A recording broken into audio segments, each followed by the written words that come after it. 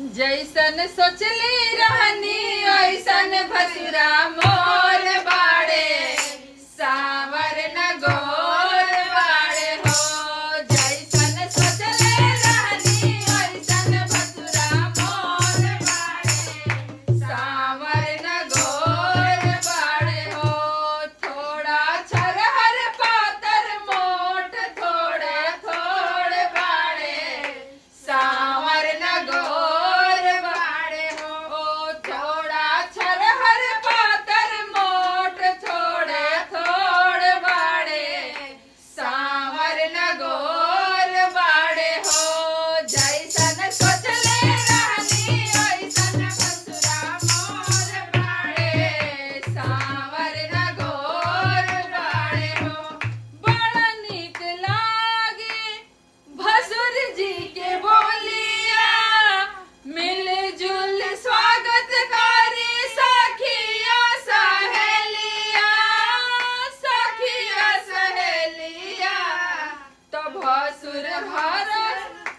भसुर रस